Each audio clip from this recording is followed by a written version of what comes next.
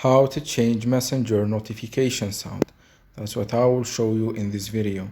But before we begin, make sure to subscribe to the channel and ring the bell to get notified whenever a new video is uploaded.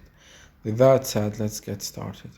So go ahead and open up Messenger and log into your account. And once you do that, click on the profile picture at the top left of the screen.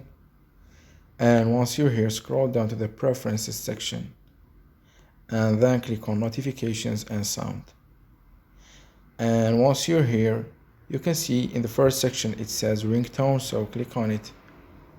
And here you will be able to change your Messenger ringtone by selecting any one of these. And also you can click on customize notifications, where you can customize sound and appearance options.